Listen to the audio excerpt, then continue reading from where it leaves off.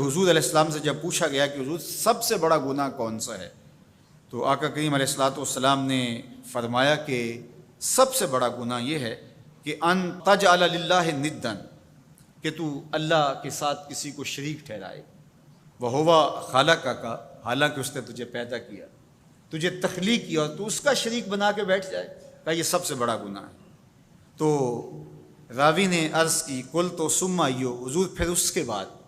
تو آقا کریم نے فرمایا ثم ان تقتل ولدک خشیۃ ان یطعم معک، تو بچے کو اس لیے قتل کر دے کہ یہ کس طرح میں اس کو پال سکوں گا، بچے کو ضائع کر دینا، اس کو قتل کر دینا۔ اللہ فرماتا ہے نحن نرزقکم وایاہم، ہم تمہیں بھی رزق دیتے ہیں ان کو بھی دیں گے۔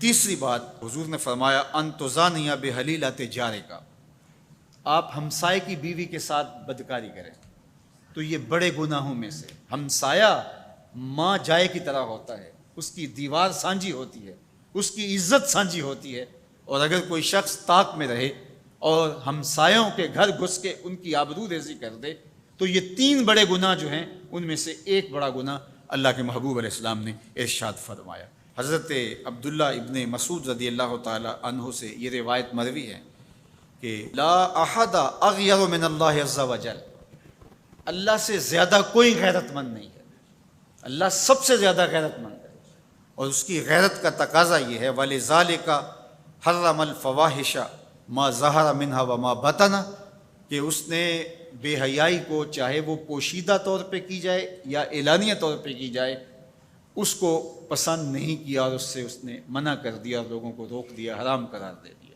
اس لیے کہ وہ خود غیرت مند ہے۔ غیرت مند مالک غیرت کا سبق دیتا ہے اپنی مخلوق کو۔ اللہ تعالیٰ قرآن مجید میں ارشاد فرمایا وَلَا تَقْرَبُوا الْفَوَاحِشَ مَا ظَهَرَ مِنْهَا وَمَا بَطَنَ، فحش کام کے قریب نہ جانا، وہ اعلانیہ طور پہ کرو یا وہ مخفی طور پہ کرو۔ تو مفسرین نے لکھا کہ جو بدکاری ہے وہ مخفی فحش ہے، اور شراب نوشی یہ اعلانیہ فحش ہے۔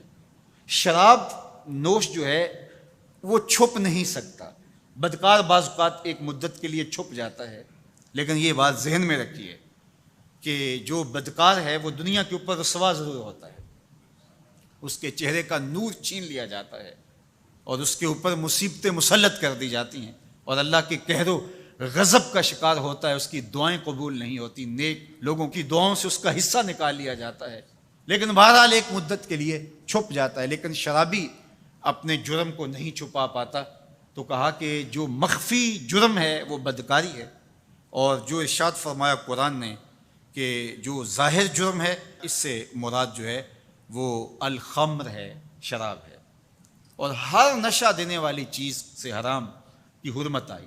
کل مسکر خمر وکل خمر حرام، فرمایا ہر نشہ آور چیز شراب ہے اور ہر شراب حرام قرار دے دی گئی ہے۔ اب یہاں بھی لوگ دلیلیں لے کے بیٹھ جاتے ہیں، میاں وہ بھی ایک مشروب ہے، اس سے کیا فرق پڑتا ہے؟ میاں جب رب نے کہہ دیا تو بات ختم ہو گئی۔ ایک یہودی کے پاس ایک مسلمان مہمان ٹھہرا تو اس نے انگور پیش کیے، تو اس نے بڑے شوق سے لیے، تو تھوڑی دیر کے بعد وہ شراب لے آیا۔ اس نے کہا استغفر اللہ، میں مسلمان ہوں، میں شراب نہیں لیتا۔ تو اس نے ہنس کے کہا یہ جو انگور آپ نے کھائے ہیں شراب اسی سے کشید ہوتی ہے۔ تو اس مسلمان نے کہا کہ آپ کی اہلیہ کدھر ہے؟ تو وہ اپنی اہلیہ کو بلا لایا، تو کہا آپ کی کوئی اولاد بھی ہے؟ کہا ہاں میری بیٹی ہے، کہا اس کو بھی بلا لاؤ۔ تو اس کو بھی بلا لایا۔ جب دونوں آ کھڑی ہوئی تو کہا کہ یہ حلال ہے تیرے لیے اور یہ بیٹی اسی کی ہے، اور یہ حلال نہیں ہے۔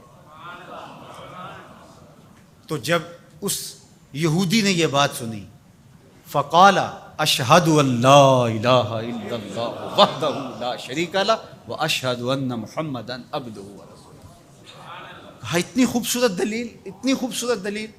کہا انگور سے شراب نکلی ہے تو شراب حرام کیوں، انگور حلال کیوں؟ تو کہا مجھے یہ بتاؤ کہ تمہاری بیوی تمہارے لیے حلال ہے، تمہاری بیٹی تمہارے لیے حرام کیوں؟ کہا بات سمجھ میں آ گئی۔ تو میرے رب نے بعض کا تو اس کی حکمتیں ہمارے علم میں نہیں ہوتی، اور حکمت نہ جاننے کی وجہ سے ہم کہتے ہیں کہ یار یہ بات سمجھ میں نہیں آتی۔ یہی تو ہمیں بتایا گیا کہ جو سمجھ میں آئے اس کو بھی ماننا ہے، جو نہیں سمجھ میں آئے اس کو بھی ماننا ہے۔ ہم جنت کو مانتے ہیں نا، دیکھا ہے، یا رب کو مانتے ہیں، دیکھا ہے، وہ سمجھ میں آتا ہے، تو دل میں تو آتا ہے، سمجھ میں نہیں آتا۔ میں جان گیا بس تیری پہچان یہی ہے۔ ہم تو سب سے بڑی حقیقت کو بغیر دیکھے مانتے ہیں، بغیر سمجھے مانتے ہیں۔ ادراک فہم کی حدود سے ورا ہے، عقل و خرد کے دائروں سے ورا ہے، لیکن اس حقیقت کو ہم مانتے ہیں تو اس کے کہے ہوئے کو کیوں نہیں مانیں گے؟